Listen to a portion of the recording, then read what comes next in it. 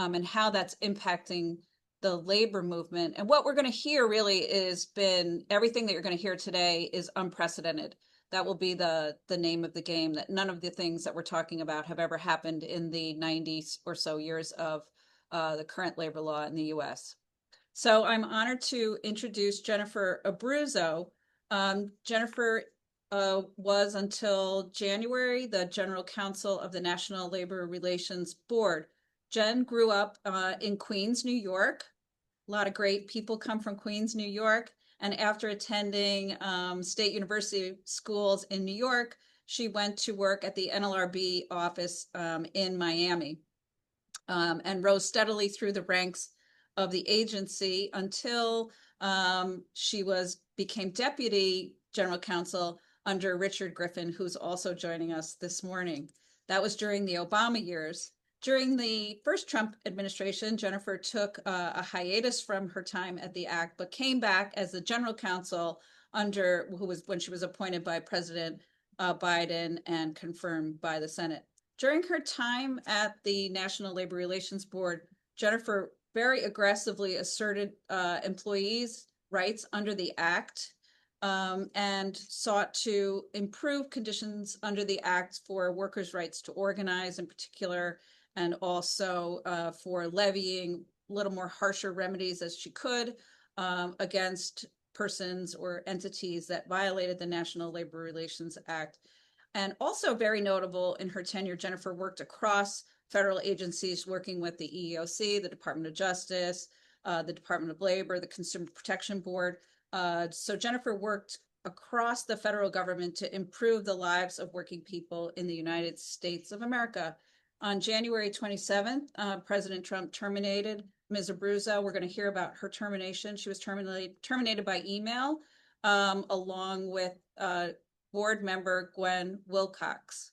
And the reason for the termination was because the president was worried that Jennifer was not nice enough to employers, that she would not be fairly representing employers.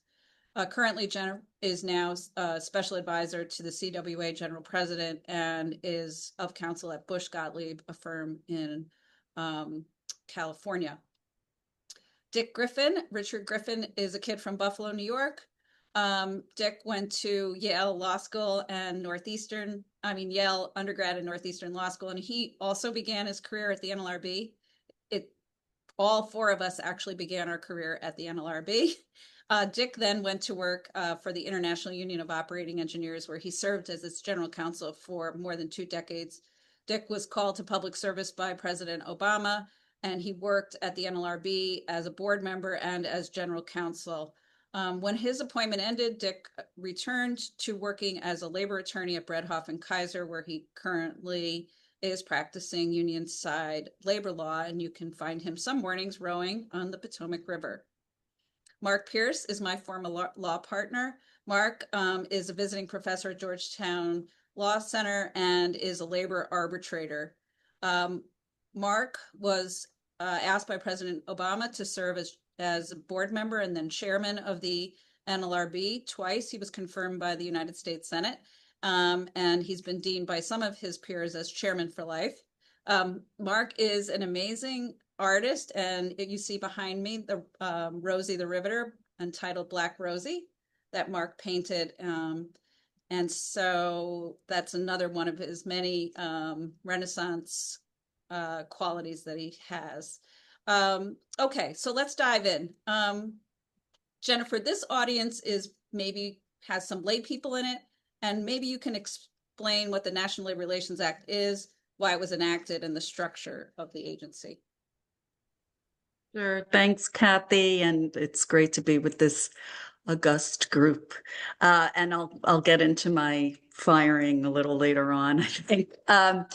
But I always start, especially when it is an audience of potentially folks that may not be as well steeped in labor law as some others. I always kind of set the table and remind people of why the act was enacted in the first place during the Great Depression in 1935. And it was enacted because workers had no voice. workers had no real opportunity to engage with their employers in order to improve their working conditions. And there was no channels of communication. And so that was leading to a lot of industrial instability, a lot of labor unrest, wildcat strikes, other sorts of protests, and which was really detrimentally violence. And it was, and I say all that because we're in a moment where that could happen again. And I think we'll get to that a little later. But, pre-1935 was a time frame where there was a lot of unrest because workers were treated so poorly. And Congress, I think rightly, felt that there was a need to level the playing field between employees and their employers, and they enacted the National Labor Relations Act. And that actually gave workers the rights to join a union, to support a union, to self-organize, to bargain collectively through their chosen representatives, or otherwise engage with one another to improve their wages or working conditions or other issues of concern for them. So all of that is to say, I've always, I've been with the agency, or was with the agency with that short hiatus back during Trump 1 for almost 30 years. And it's always been in the forefront of my mind that the NLRB's mission is to enforce a pro-worker statute, not pro-union necessarily, although unions do advocate on behalf of workers, certainly not pro-employer, but pro-worker. It's an opportunity for the federal government and a mandate, frankly, for the agency, which is the only agency in the country that enforces the only federal labor law in the country. But it is an opportunity to ensure that workers have a voice in the workplace, that they have choices in the workplace, that they feel empowered to speak up as a collective, whether through union representation or not. And so I think that that's something that I hope everyone understands about the statute itself and the mission of the agency as in protecting workers' rights and enforcing those rights and getting appropriate remedies when those rights have been violated. So as I said, it is a federal agency, and right now it is an independent federal agency, meaning there's no involvement of the White House, for example, when the board members, of which my esteemed colleagues were both on the board, and they can talk more about that. I was the general counsel. But it is an independent federal agency who takes its mandate from Congress very seriously and without interference.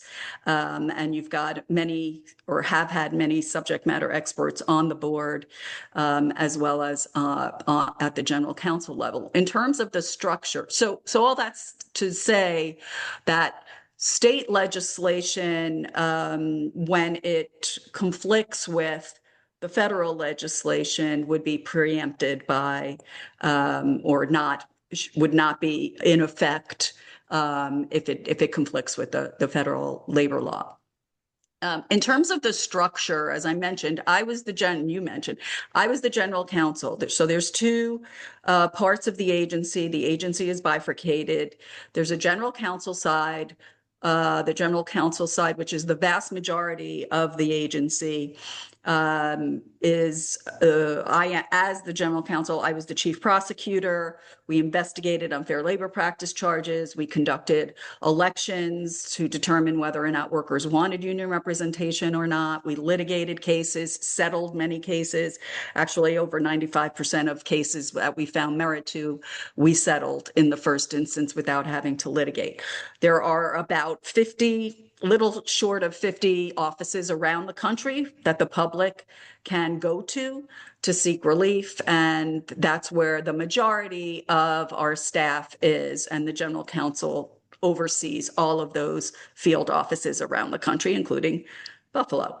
And in addition to those offices, the general counsel also oversees a wide array of offices in headquarters in Washington, D.C., many of which are legal offices, like the Office of Appeals, for example, or advice or enforcement litigation or special litigation offices.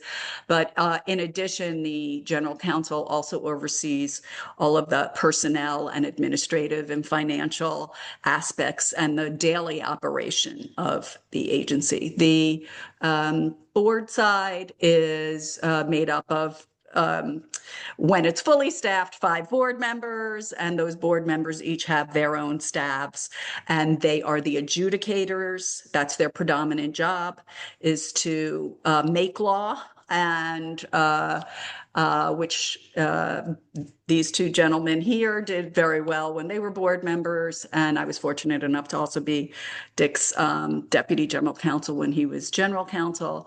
And so there's very little that the board members do other than adjudicating. They do a little bit of rulemaking every now and again, but their predominant job is adjudicating. So I think, and then just one other thing that I will say as general counsel, just in case folks don't appreciate this, but when I was general counsel, I issued quite a number of memos in part to make sure that I was being transparent about the positions that I was taking and why I was taking them, and also in part to deter bad behavior. And so I issued any number of memos about remedies, about vulnerable populations, about injunctive relief, and about non-compete agreements and AI and the like. And I will say that I do feel, and I've heard anecdotally, that they did make a difference on the ground. Some of the memos that I issued, for example, around captive audience meetings, which is, a situation where when there's a union organizing drive going on, oftentimes, unfortunately, we see employers trying to nip in the bud that organizing drive by holding these meetings on paid time and engaging in anti-union rhetoric to get people to not support the union organizing drive. I thought that that was unlawful, and I issued a memo in that regard. We ultimately litigated that issue, and the board ultimately agreed with my position. But in the interim, my positions are not the law. They're not the law unless and until the board members agree with my, very reasonable and justifiable positions.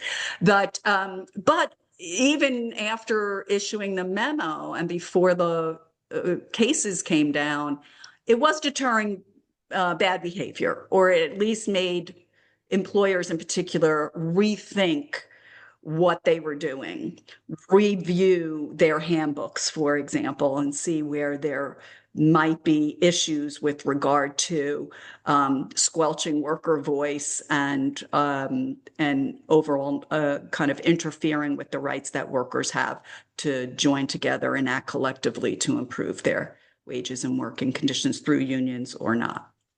So I'll stop there. That's great, Jennifer. So, Mark, Jennifer said that board members are the people who make the law. Maybe you want to just tell us a little bit about what's happening now in labor law with regard to board members at the National Labor Relations Board. What's going on there? Okay, thank you. And greetings to everybody. And thank you, Jennifer, for the very comprehensive overview. You always do a great job. Also, of course, kudos to you for the contributions that you've made over the course of your tenure. And I'm sure workers have benefited greatly as a result. Now, I want to start out with talking about uh, Gwen Wilcox, who was the first Black woman to serve as chair of the National Labor Relations Board as well as board member in the 90-year history of the National Labor Relations Act. In fact, in July, it will be the 90th birthday of the National Labor Relations Act. Regrettably, now she'll also be known as the first board member to ever been removed from that position. Now, by way of background, we need to understand that the board, as Jennifer indicated, is a five-member panel, a five-member board. It operates in a quasi-judicial fashion, and it establishes policy through its decision-making process. For it to function, it needs to have a quorum of at least three. In December of 2023, when John Ring, the Republican chair, reverted back to a board member and his term expired, he left, leaving only 4 board members, 3 Dems and 1 Republican. Of course, the board could still function then. In May of 2024, President Biden nominated Republican attorney Joshua Dettelberg, a Republican, to fill Ring's seat, and he coupled that nomination with the renomination of Lauren McFerrin, who had become the chair of the board under Biden.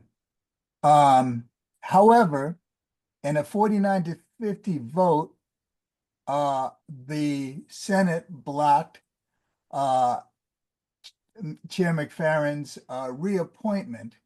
And of course, that vote was achieved with the help of Dinos, Joe Manchin, and Kristen Sinema, who voted against the renomination of Lauren McFerrin. As a result, President Biden withdrew the nomination of Dettelberg, and that was the end of his story. Now, in January, Trump took office. The board had 3 members. Democratic member Gwen Wilcox, as I told you, a Black woman. Democrat David Prouty, a white man, and Republican Marvin Kaplan, a white man. 3 board members. They could function. New Process Steel was the Supreme Court case that says you can't function with 2, but you can function with 3. Trump took office in January. On January 27th, via an email that both Gwen and Jennifer received late at night, removed both Gwen and Jennifer from their positions. Of course, in fact, the email referred to both of them as commissioners, as if Jennifer was somehow on the board and somehow the board had a commission rather than board member status. It kind of indicated the extent to which this administration had a grasp of how the National Labor Relations Board worked. In other words, they didn't. The message reportedly sent on behalf of the president informed Wilcox that she was being dismissed for not operating in a manner consistent with the objectives of his administration. Now, this action marked the first time in the NLRB's 90-year history that a sitting board member was removed without cause. In fact, no sitting board member had ever been removed. The board still had 3 members, as I said, but this action dropped the membership down to 2. And what furthered the indignity was that the president skipped past the 2 white males and went after the woman, the Black woman. And of course, since Jennifer was heading the board on the General Counsel side, and Gwen was heading the board as chair on the Democratic side after Laura McFerrin's term stepped down. His shot was a two-level shot. He got rid of the black woman, and he got rid of both women that were in charge. In any private sector employment situation, this would be grounds for a race and gender-based discrimination suit under Title VII. No question. Mark, has Donald Trump sought to nominate any persons to fill the vacant positions? No, he has not. So what he has done effectively, not only a smack in the face to all women and black people and workers, of course, he also made sure that the board could not function by taking the quorum away. Okay. Now, Gwen's term was originally set to expire in August of 2028. Trump justified her dismissal by asserting his broad executive authority, which is something that the Supreme Court will have to address. I think Dick's going to talk to us a little bit about the case. I'm sorry. Yeah, I just wanted to say though that Gwen courageously decided to sue, and Dick will get into the details of that. I had some challenges when I was a board member and I was being attacked for certain activities that had no merit. I was so shocked by my experience, my blood pressure went up, but I never had to undergo what Gwen has gone through this time. She courageously decided that she was going to sue, and she got good counsel to pursue that. And after doing that, she was going back and forth between what her duties were, how it was feeling personally, because we become civil servants because we want to serve the public. We never have signed up for a full-blown litigation that will bring about national attention. But to her credit, she appeared on CNN, to the Rachel Maddow show, CBS Morning News. She went through a media blitz to demonstrate the protection of the National Labor Relations Act and its board members to benefit and protect the workers. Now, Dick will go through those machinations, and I'll just shut up. Thank you very much, Mark, and thanks to you and Jennifer and Kathy. It's really a pleasure to be here with such good friends and colleagues, and also to participate in what I hope is a useful discussion about what we all feel very strongly about is a crucial law to protect workers' rights to form unions and to bargain collectively with their employers, to the end that they improve their lot in life and are able to be treated in the workplace with dignity and respect. So I'm just going to give a little bit of background about the overall statutory situation and then focus with respect to the litigation over the discharge, the president's action with respect to Gwen Wilcox. And just so you know, Jennifer gave a lead-in about why the act was necessary and what the situation in the Great Depression was in terms of industrial strife and workers' inability to organize and collectively bargain.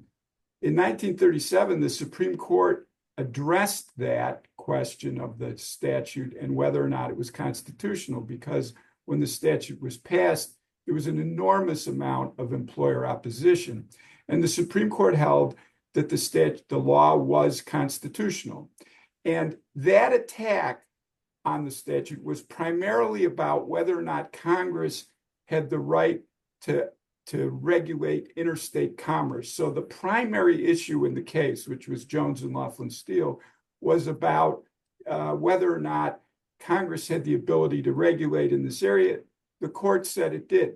There were also some other aspects of the case that raised other constitutional challenges that the court kind of gave the back of its hand to and said, yes, this statute is constitutional. And to the extent you're trying to rely on old common law theories, this is a new entity. This is an administrative agency. And those theories really just don't apply, frankly. So we had a period of time where the act was considered to be constitutional. But starting in the Reagan administration, there started to be a fairly broad attack on administrative agencies generally because corporations felt they were being too regulated by the Federal Trade Commission, the Federal Communications Commission, the National Labor Relations Board. And there started to be theorizing about constitutional challenges. And one of the primary theories that was advanced was that the president is the executive, and the president gets full authority to enforce all the laws. And what that means is that the president has to have the authority to remove anybody at any time for any reason who operates within the executive branch.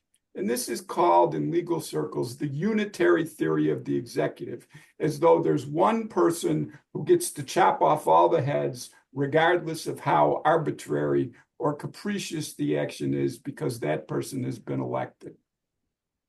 So over time, this theory started getting legs as the legal establishment became more conservative generally, more conservative judges were appointed. And one of the primary things that was focused on is Congress passed a number of laws like the National Labor Relations Act, like the Federal Trade Commission Act, a number of others that had limitations on the president's ability to fire people who were in essentially judicial positions, the equivalent of judicial positions in these administrative agencies. And so specifically, the National Labor Relations Act has a provision that says any member of the board may be removed by the president upon notice and hearing for neglect of duty or malfeasance in office, but for no other cause. And so this is what everybody in the labor movement knows. It's the functional equivalent of your just cause provision in your collective bargaining agreement. And pursuant to that provision, as Mark pointed out, no board member in the history of the agency had ever been removed for cause or otherwise. Fast forward to Gwynn's situation, the letter or the email that was sent to both Gwynn and Jennifer specifically noted this language and said the president thought there was an unconstitutional restriction on his ability to fire, and he was asserting that authority to as the basis for the discharge. Now, for better or for worse, and Jennifer and I both know this very well, there is no equivalent protection for the General Counsel in the Act. And so it's pretty clear, and Jennifer's predecessor, Peter Robb, was fired by President Biden, and Jennifer was fired by President Trump. And that was a bad idea for President Trump to fire the best general counsel in the history of the National Labor Relations Board. But there isn't a question about his authority under the law to do that. There isn't a restraint. On the other hand, there is a very strong restraint in the statute, and that was the basis on which Gwynn filed her lawsuit. And there's a very old case called In re Humphrey's Executor that involved a commissioner of the Federal Trade Commission who President Roosevelt fired and who then challenged that firing. And the Supreme Court said that in an agency like the Federal Trade Commission, in an agency like the National Labor Relations Board, a multi-member agency whose actions are primarily judicial in nature, that type of limitation, a for-cause limitation, is constitutional. And the courts have been chipping away at that, and President Trump wants them to eradicate that limitation entirely. So Gwynne filed the lawsuit, and she prevailed in the federal district court. Very good opinion by a very good judge, said the president didn't have this authority. It was proper under the Constitution to limit his authority for these type of entities. And that judge issued an injunction that put Gwynne briefly back into her position at the board. Then there was an appeal to the DC Circuit. That's the next level up, the Circuit Court of Appeals.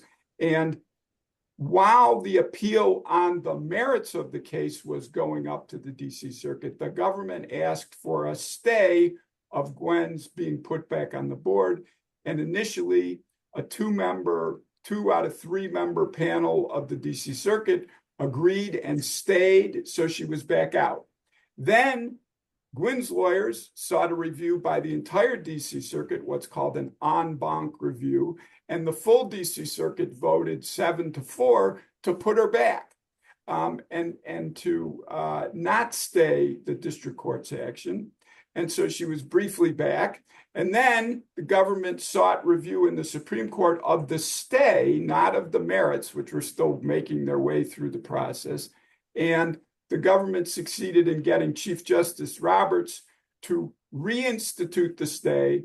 And then relatively recently, on May 22nd, the full court, saying that it had not made any determination on the merits of the case, that would await full briefing down the road, but continued the stay. And so Gwynne's current position, and I'll end on this note, is that she is not back working on the board. And to the point earlier made that Kathy raised and Mark responded, there is not a quorum because the president has not nominated people. There are only two board members as we currently speak.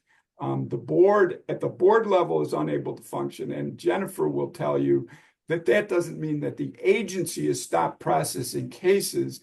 The agency is processing cases. The board is just not making the ultimate final decision. And I'll end on that note. Okay. And that tees up perfectly with a question that we have. Maybe Jennifer, you want to take this? So let me just summarize if you could bear with me. So we have an NLRB that has no quorum. And even though the president could fill the vacancies, he has chosen not to fill the vacancies. And at the same time, we have this litigation about whether the president is allowed to fire not just Gwen Wilcox, but the head of independent federal agencies.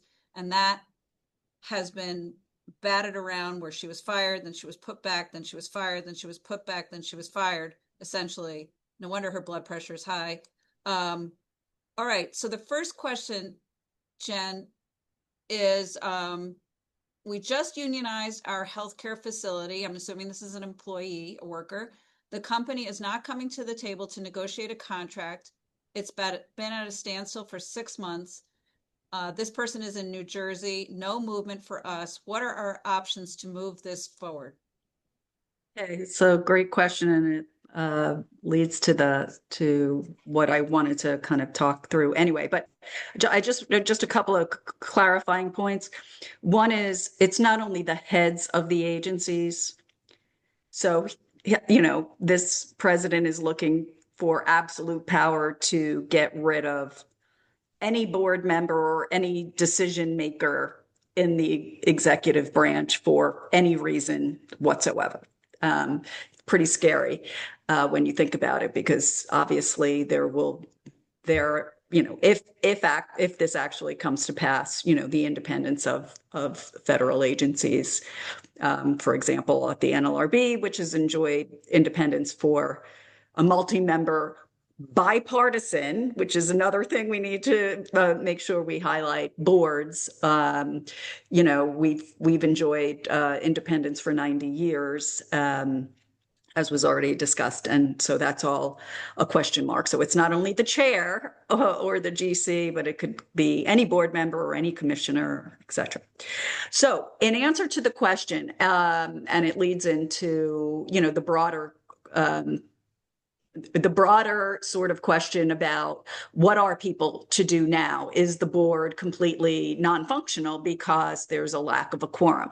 So as I said earlier, and I'll get to the specific question, I'm not your attorney, whomever asked the question, but I can certainly provide a little bit of guidance about potential actions that could be taken. But, the structure is made up of the board side, which is a very small part of the agency, and then the rest of the agency is the general counsel side, and the vast majority are the field employees, either field attorneys or field investigators and, support staff there. And so that part of the agency, the general counsel side of the agency, is still functioning. There's an acting general counsel that the president appointed. That acting general counsel had been regional director in California. Actually, I think Dick Griffin, I believe, or it was either Dick or Mark, or actually, it may be a combination. Dick recommended Bill Cowan to be regional director in Region 21. I think Mark, as chair, ultimately agreed. If I'm wrong about that, guys, you can tell me. But at any rate, Bill Cowan had been the regional director in Region 21 in California. He now is appointed as the acting general counsel. As correctly was noted, there has been a nomination by the president for my former position, the general counsel position, but there has been no nominations for board members, so there is a lack of quorum. But because there's an acting general counsel, there is a head that is overseeing all of the investigations, all of the litigation, the settlements, the union elections, or elections for union representation. That is all happening. There's been no, other than a lack of staffing and resources that creates issues in terms of delays in getting remedies for workers.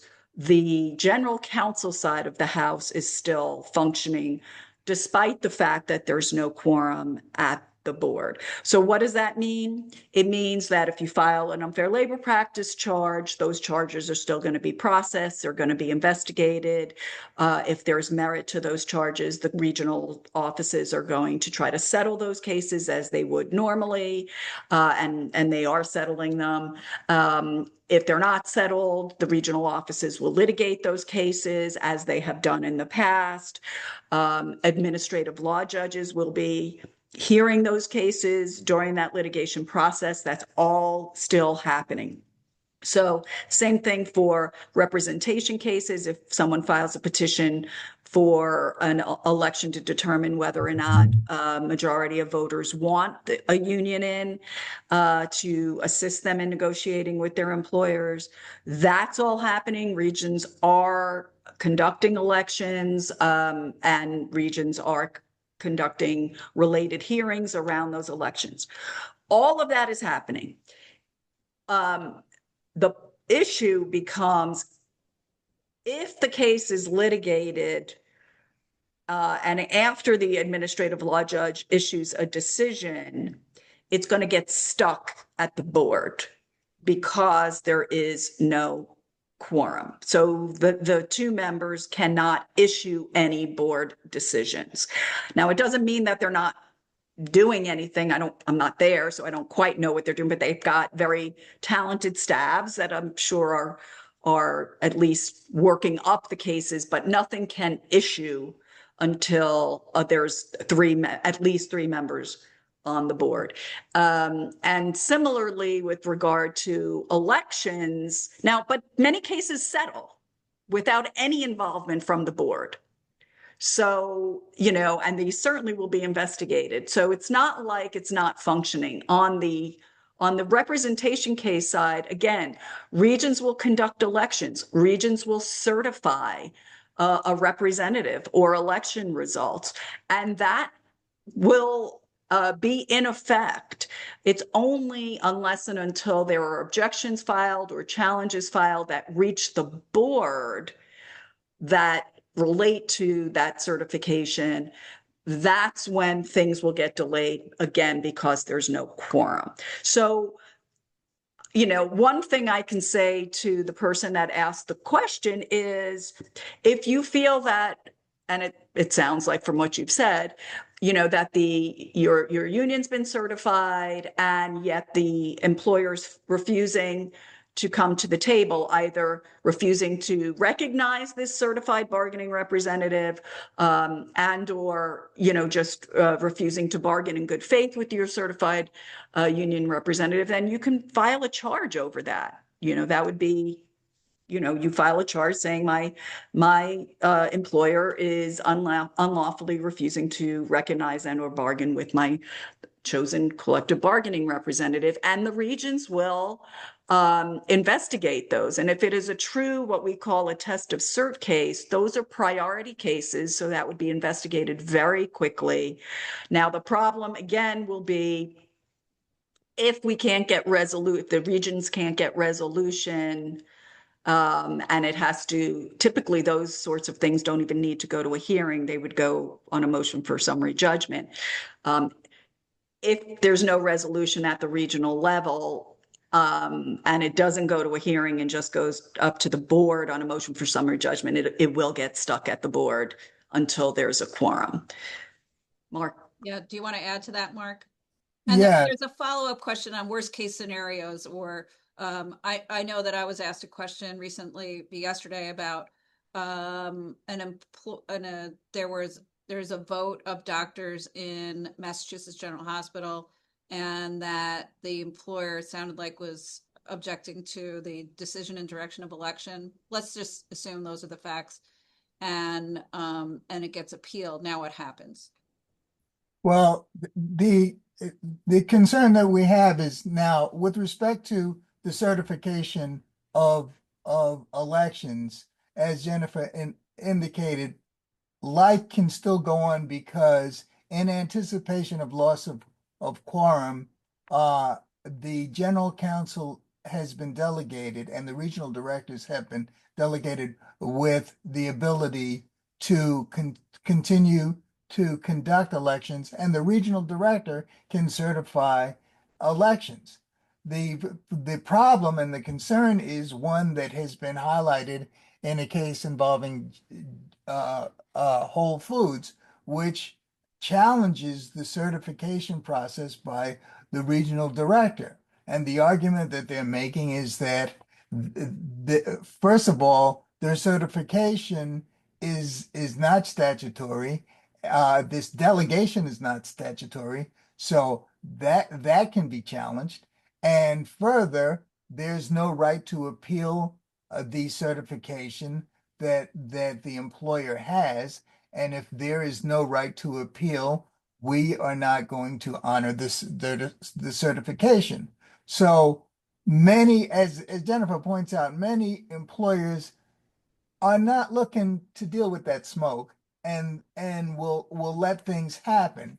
But just as many employers may decide to jump on that Whole Foods bandwagon and will refuse to bargain, and will clog things up further by not allowing certifications to have any kind of reasonable effect.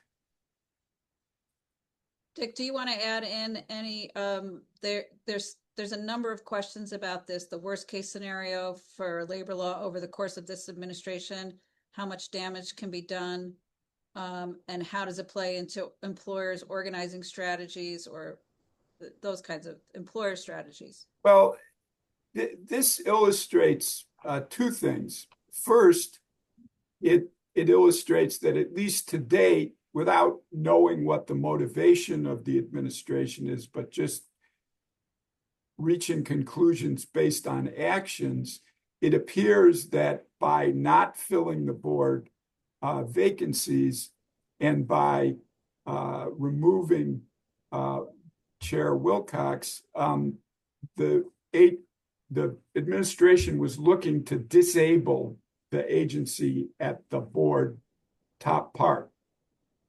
Secondly, it points to a defect in the statute more generally that has been the subject of a lot of efforts by the labor movement to modify the act, most recently in something called the PRO Act, which is a piece of legislation that's been pending for a while. And that has to do with the fact that board decisions are not self-enforcing. So Mark made the point that representation cases don't have an ability to be reviewed in the court. The system, the way it works is you have the employer refuses to bargain. There's an unfair labor practice for the failure to bargain. And that unfair labor practice is the order that is reviewable by the circuit courts of appeals. But that order is not self-enforcing under the current statute and the way the law works.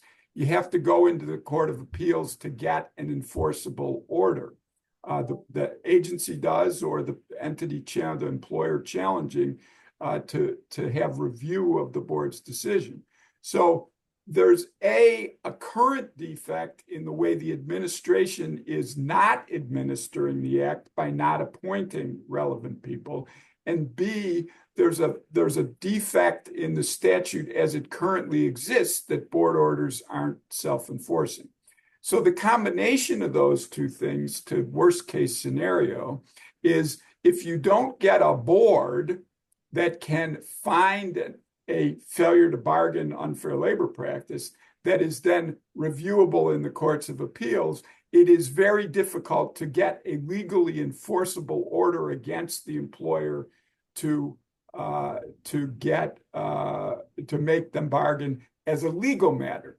So this audience knows that in many instances, just relying on the law is not going to be an adequate way to resolve labor disputes anyway.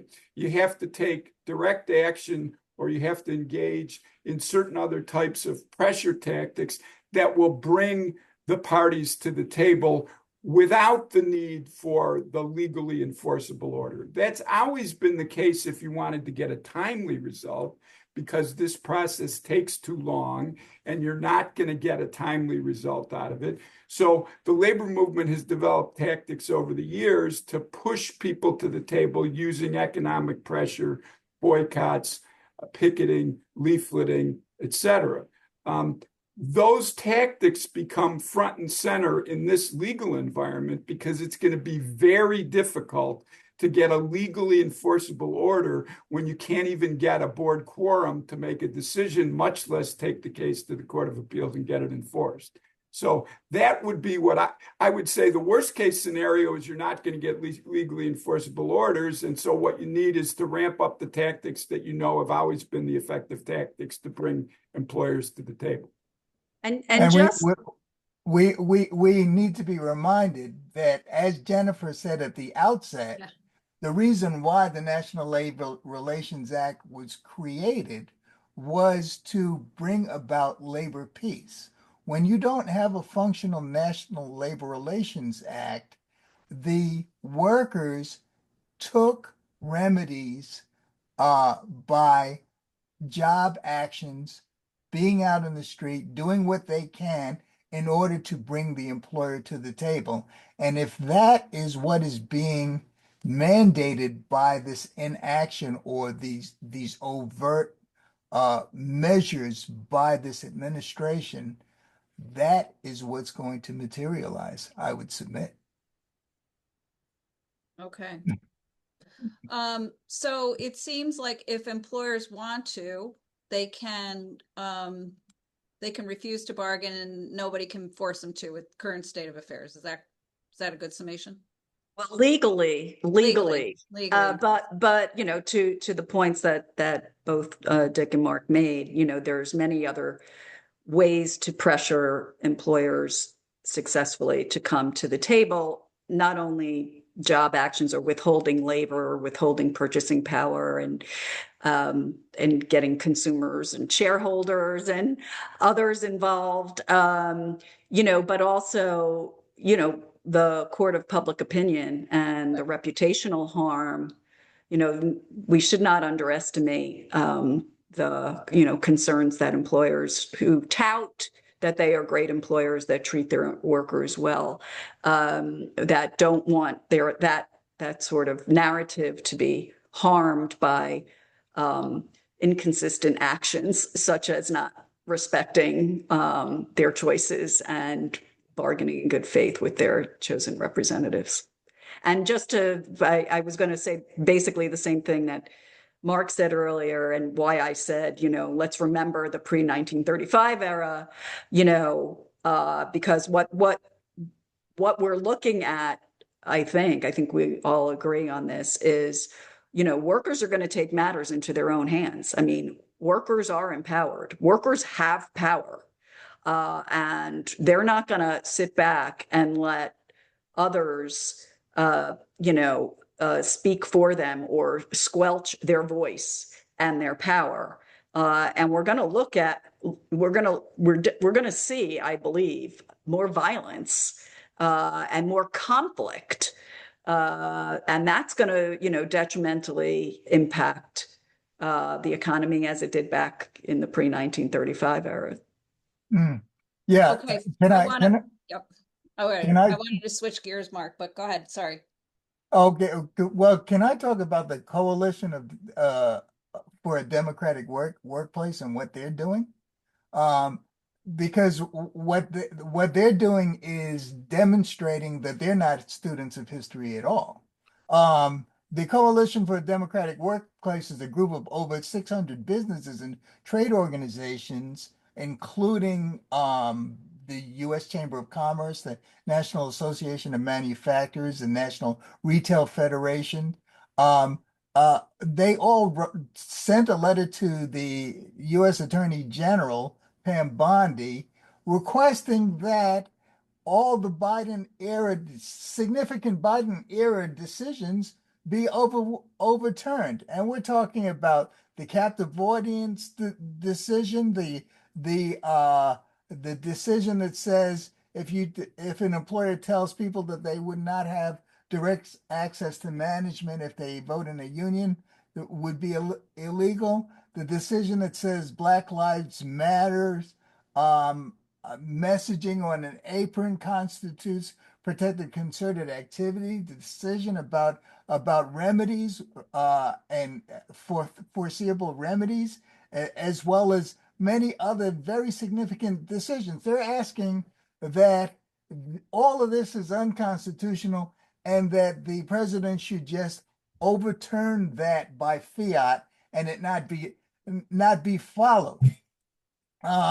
This move would surely undermine the independence of the National Labor Relations Act and the board, and violates administrative law principles requiring reasoned decision making. This letter essentially is letting us know that while we would want to think that some employers see the value of a functional National Labor Relations Board, the reality is they're Bond villains. If for you people who are James Bond fans, you remember when Goldfinger was about to cut James Bond in half by a laser, and Bond says, "Wait a minute, do you want me to talk?" And Goldfinger says, "No, Mr. Bond, I want you to die." Well, clearly that is what they want to happen to the National Labor Relations Board. They want it to die. Wow. Very compelling analogy of Goldfinger. I think that's true. Like that letter is from trade groups that represent, many, if not most of the employers in the United States of America, big employers anyway. And it says we basically don't want to live by what's been happening under the act. Let it go away. And I think, can I just say one thing about that is that, the board, the Biden board, in many of the cases that Mark cited, and then there were plenty of others that really took the mandate seriously, as they should, and ensured that they were elevating workers' rights over corporate interests. Those cases were adjudicated by, the board, the Biden board, and oftentimes with notice and comment from the public.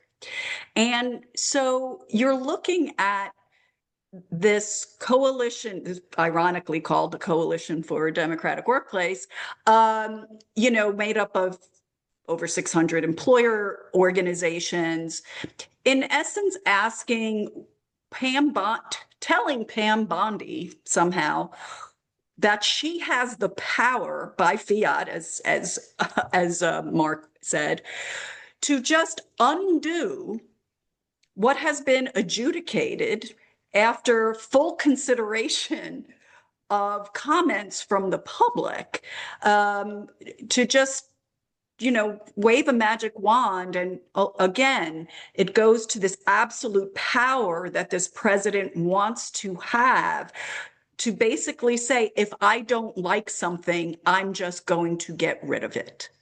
If I don't like what someone is doing, I'm just going to get rid of them. And that is not a place that we should not be living in a place where our democratic principles are being destroyed. So that leads us to this switching of gears. There's a lot of questions about preemption. Dick, you might take a shot at that. A lot of people are saying, based on the fact that the board, as Jennifer has explained to us, is not fully functioning, or that employers are saying they don't want it to be functioning at all. Now that we're in that place, what can states do? What happens to preemption? I'm not sure that everybody in the audience understands what preemption is. What can we overcome preemption? So let me just try and describe what is a fairly difficult principle in straightforward terms. The Constitution of the United States has a supremacy clause in it. And what that supremacy clause means is that where the federal government legislates in an area that the Constitution says that the federal government can legislate, then the federal law takes precedent over any conflicting state laws that are in the same area. And there is no specific provision in the National Labor Relations Act that specifically says the National Labor Relations Act takes precedence over state laws, but by operation of the supremacy clause and the comprehensive structure of the National Labor Relations Act, where it seeks to essentially comprehensively regulate the employee-employer relationship in the context of labor relations as a matter of federal law, the National Labor Relations Act has been held to preempt or take out of the realm of legislatability for the states the areas covered by the National Labor Relations Act.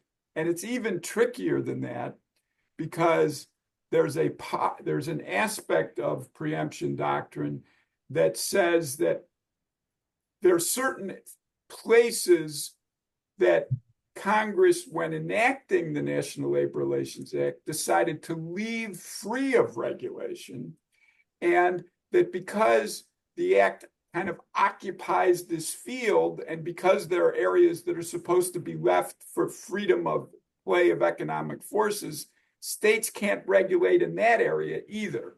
And just by my describing it, you can see that this is not the type of thing that is, ABC and you get to an answer. It's a tricky area of the law. So the question that we have is, if you have a statute that is still technically in place, but because there's no quorum, it's not actually being enforced.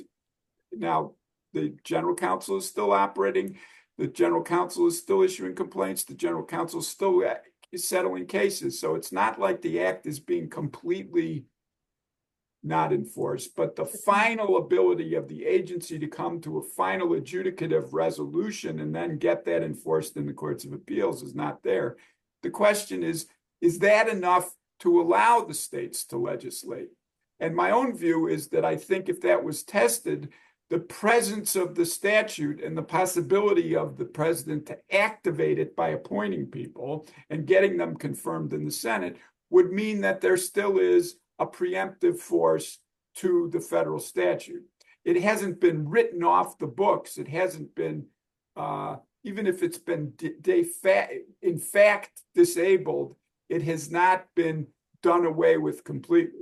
Now, can I ask you Sure. a clarifying question, Dick? There, Sure. are you saying that if it's challenged, the president could nominate people to have a quorum, and then then it would be preempted? No, I'm saying that I think even in the absence of people being appointed, the presence of the statute and its capability of being reactivated would be sufficient to preempt state statutes. Well, we That's won't know my- unless we won't this know is a unless view we that- try. This is a view that people, right? This is a view that people could, obviously. And the other point is that, as everybody, I think, in the audience knows, the National Labor Relations Act, even though it's allegedly a comprehensive federal statute, is not comprehensive in its coverage of all classifications of workers. So farm workers are excluded, domestic workers are excluded. There are a number of people who are excluded, and certainly those areas are left to state regulation. I just want to get some comments on what's been happening around the country. So some states, through research that a Cornell professor did, there are 19 current states that have laws on their books, including New York, that allow for workers to organize and bargain. But those state laws have been sitting sort of inactive because the federal law preempts them.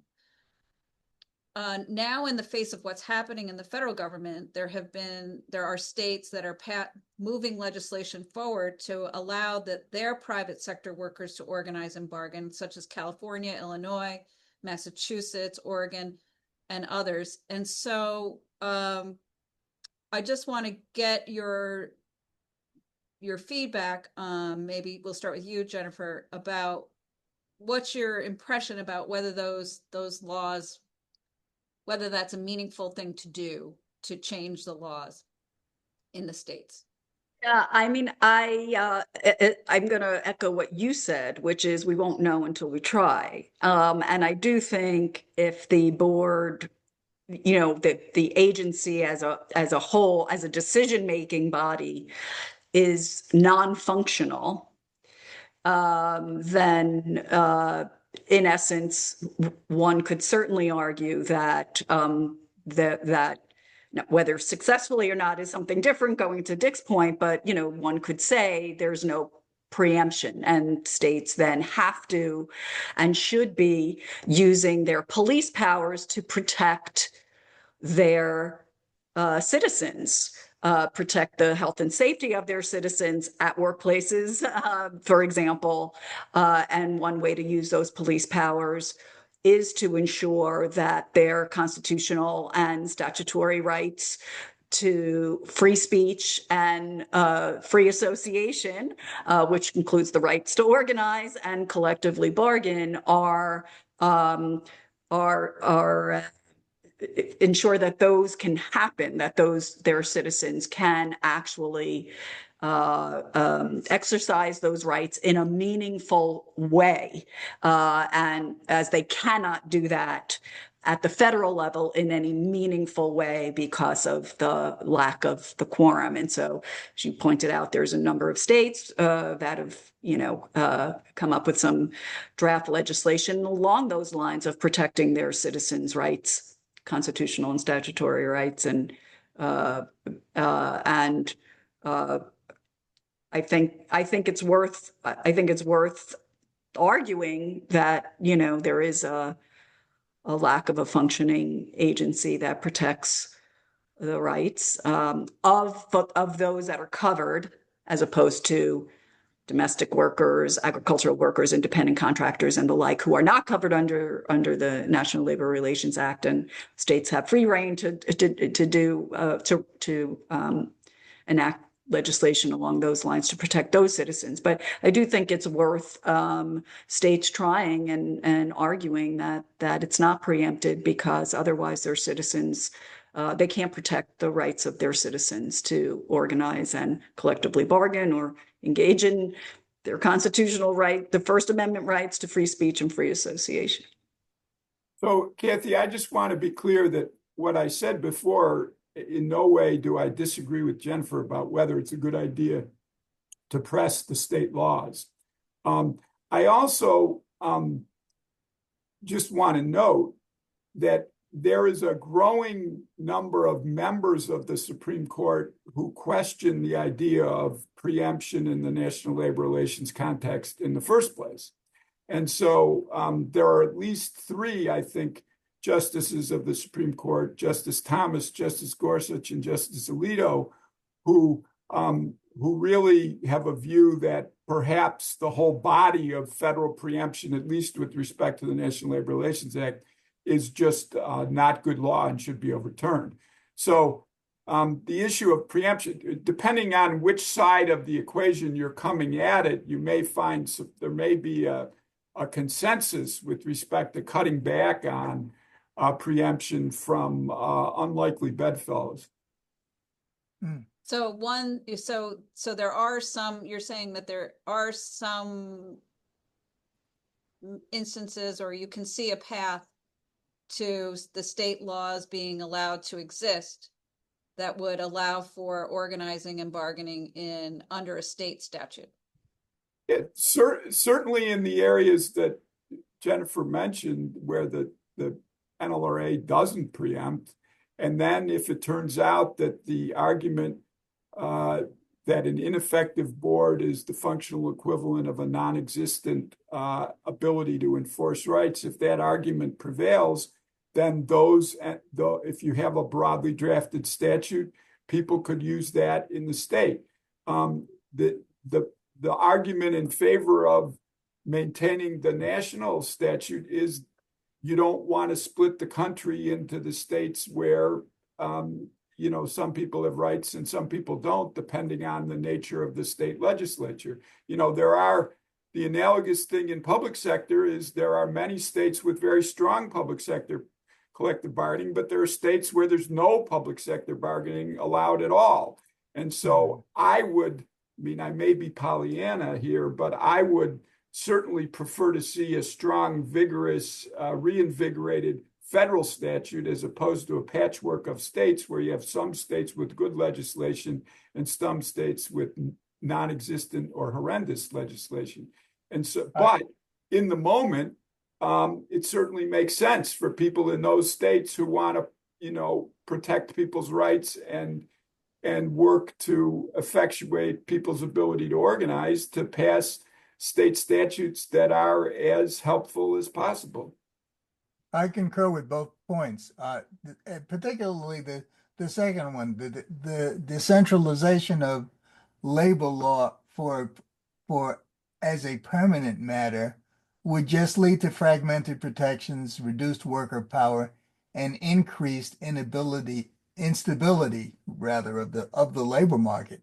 And it's contrary to most modern democracies like Canada, the UK, France, Germany, Sweden, Japan, Australia. All of those have fairly robust national labor relations laws, because that's the most effective way to protect workers and provide a stabilized environment. Otherwise, we would have essentially the free states and the slave states like we had during the preceding the Civil War, and that's untenable.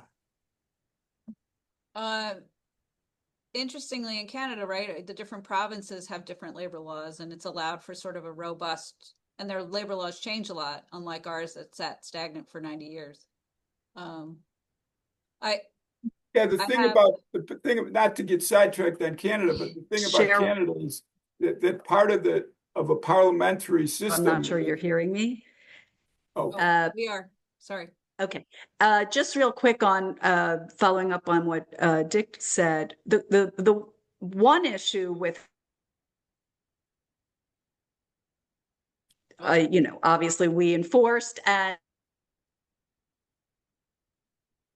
He's similar. freezing. It would. Your internet's Can you- kind of cutting in and out, Jennifer. I'm sorry. Yeah, I'm sorry. I tried. The current NLRA or its PRO Act or something even better to fully protect your employees under a federal law. Give the president absolute power to get rid of the decision maker. Yeah. Jen, Is a federal labor. Jen, folks have not been able to hear you because you've been Yeah. dropping. Maybe if you turned off Dropping your out. video, then we could, you might have better internet. Did you Okay. catch the gist of what she was trying to get at? Try it again, Jennifer. Oh, No. Okay, I'll stop. we can, okay. Come back on so we can see you at least. Okay, so one of the questions, let me go back to a question in the chat. Excuse me, 1 second. And this is sort of a technical question. And is it possible that the board can go straight to court for adjudication of cases? Or can they, or would that play into the Trump administration's goal of eliminating the administrative state?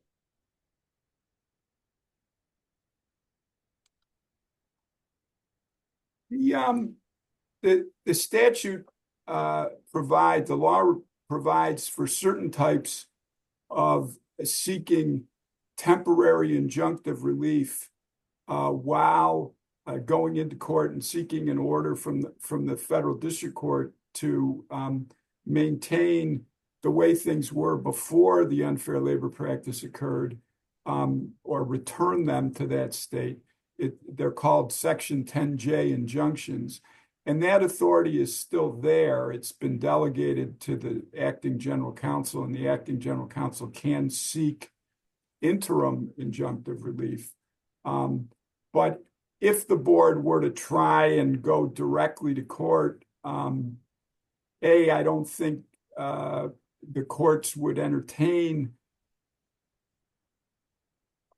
the piece of litigation because there's no provision for that outside of the temporary injunction provision in Section 10J. And so I don't think, as the statute is currently drafted, that that's an avenue to successfully get final decisions on unfair labor practices, as opposed to getting interim relief pending a board being reconstituted and issuing a decision.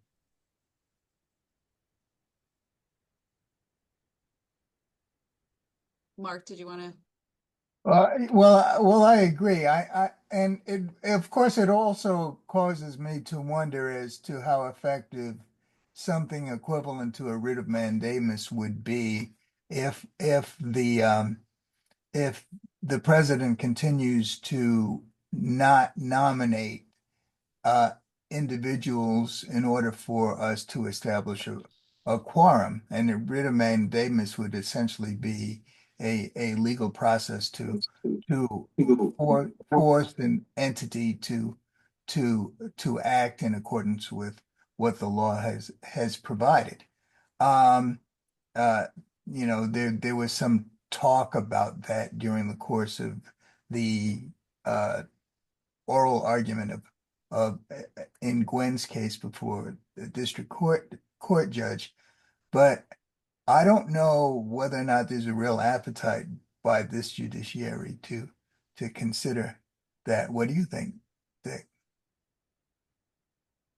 I think it's pretty unlikely that they would order the president to appoint somebody. And the other thing is that the appointment is subject, as we all know, to the confirmation of the Senate. And so it'd be hard to contemplate mandamusing both the president and the Senate to get somebody in. The president does have a very limited authority to make what's called a recess appointment when the Senate is actually not in session for a period of time. But again, I don't think a court is likely, because of the separation of powers type issues that would come up between the president and the judiciary. I think it's unlikely that any court would entertain a suit that required the president to exercise what is, after all, discretionary presidential authority. Jennifer, did you want to add in here?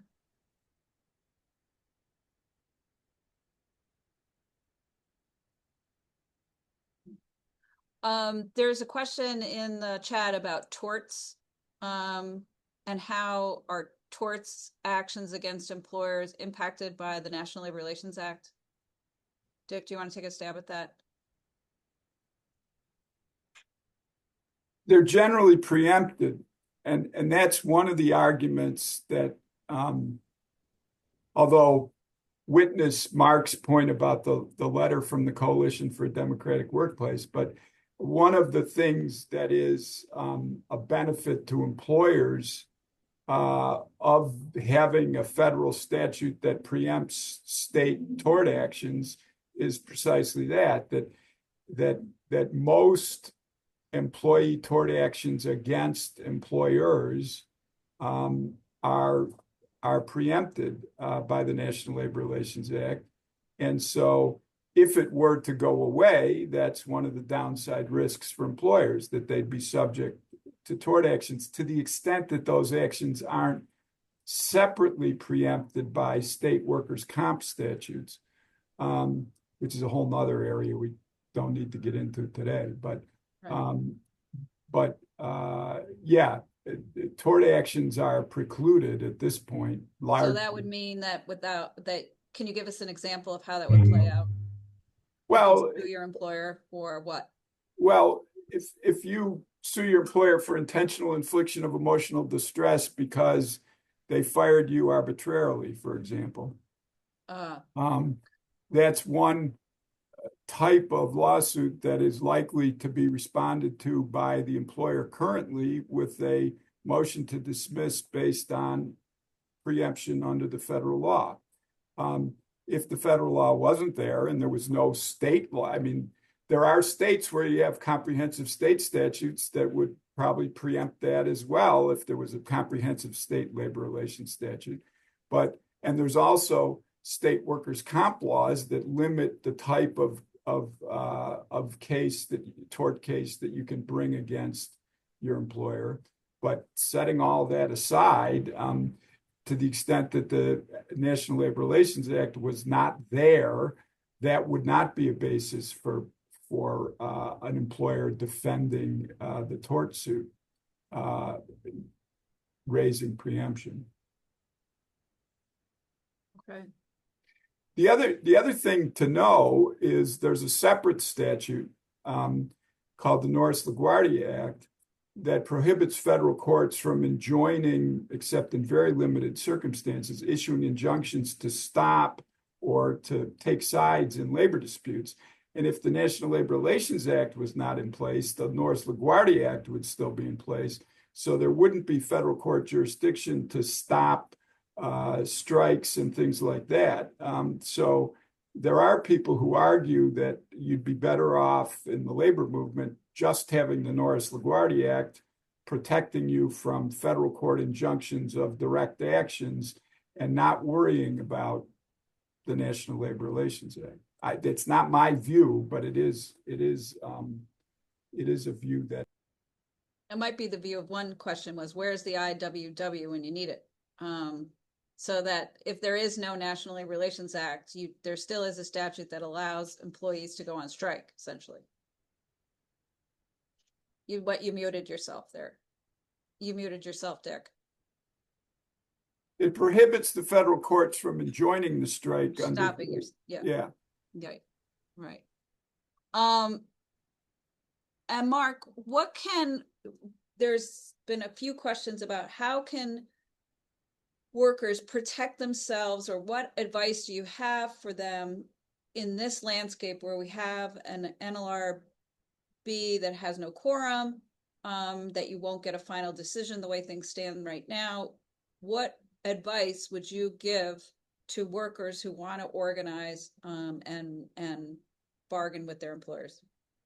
Well, I would say that, first of all, if an employer engages in unfair labor practices, unless the plan ultimately is that the National Labor Relations Act is going to go away, and I'm not ready to conclude that's the case.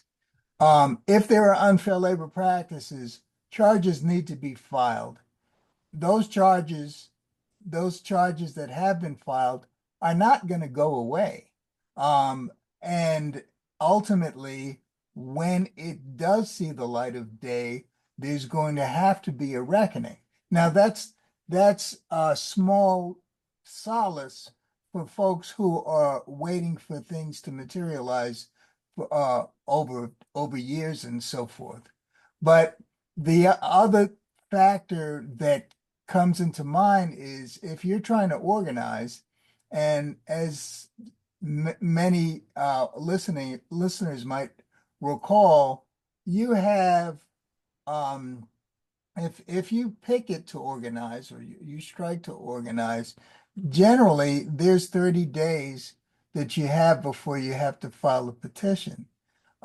If petitions are being filed and the board the board has certified the petition, or the employer has refused to participate in the process, there's nothing stopping workers from continuing to picket beyond that 30 days, and engage in job actions beyond that 30 days, because they have already been compliant with what the statute requires for filing a petition. So I would submit that utilizing the board processes is something that needs to be continued.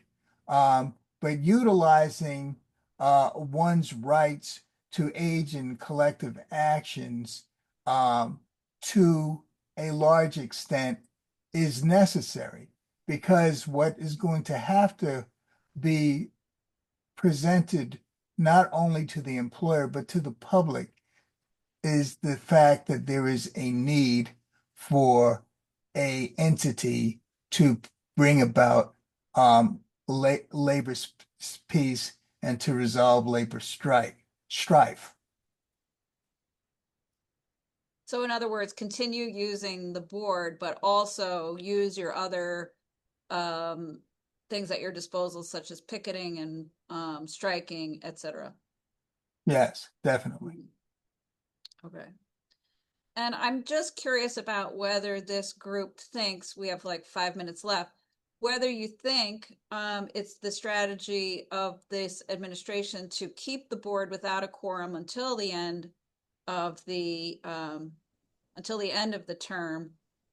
And if that's the case, well, do you think that that's the strategy? I'm back. Oh, great. Go Hello, ahead. Jennifer. Hi, I'm now using my phone. So I apologize. Folks were cutting in and out, so I might have missed. I know I missed a little bit previously. I don't think that's personally. I don't think that's the strategy. I think ultimately there will be nominees for board members. What I would say is I embrace the fact to a certain extent that there are no nominees, because the Biden board precedent is very good for workers and their families and their communities, and that precedent is remains the law to date, and it impacts workers and their families every day. So, while there's a dysfunctional board because of a lack of quorum, the actual really great precedent that Mark mentioned earlier remains in effect and is helpful to workers every day. I believe, though, that we're going to see a board without a quorum for the entire term of this president. But I have nothing to base that on other than, just my own thoughts, and I presume that they'll, want to reconsider some of the precedent. I do feel, though, and this may have been said, I don't know, I do feel it's really important for unions, allies, others, supporters, advocates of workers, to strenuously object to any nominees without getting Gwen Wilcox rightfully back to the position that she was unlawfully fired from.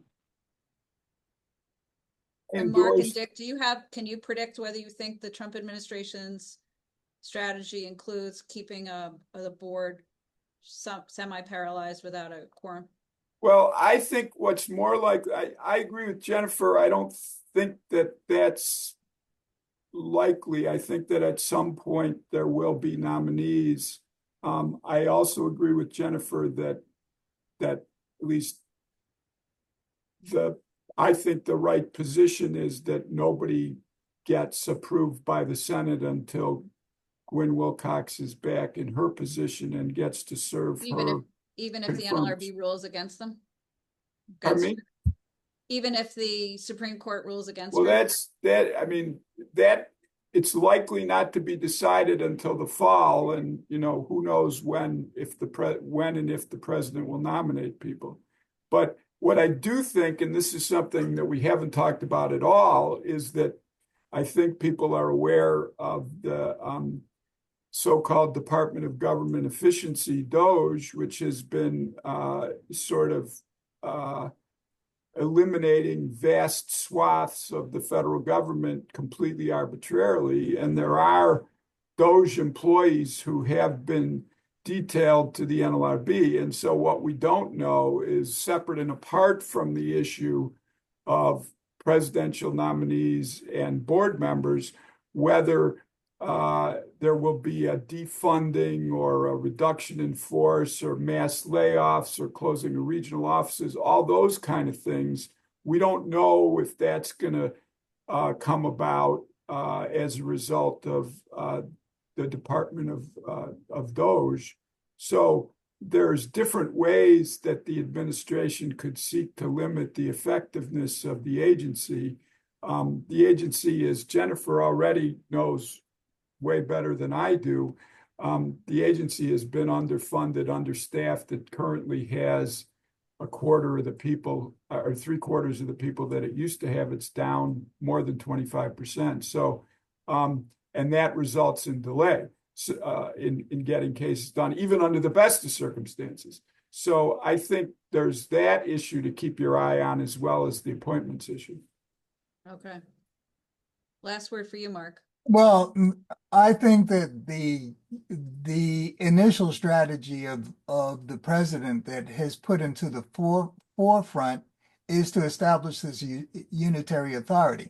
And he was going to establish that authority by the slashing techniques that affect multiple agencies, not just the NLRB, as we know.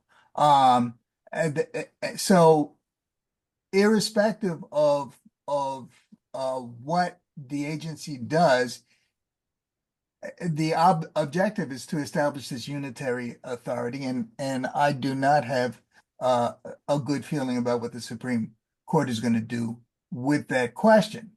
Now, secondarily, I think it is a strategy to make the NLRB be non-functional during the course of fulfilling this objective, as he has done with the Merit Systems Protection Board and with the Federal Labor Relations Authority. All these are entities that are there to protect workers in both private sector and public sector environment. There is clearly a strategy to stop the effectiveness of any agency that has as its objective to protect workers.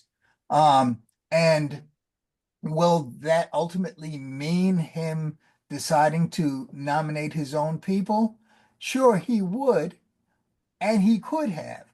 He chose not to because he figures that having the agencies not function at all suits his purposes a lot better than otherwise.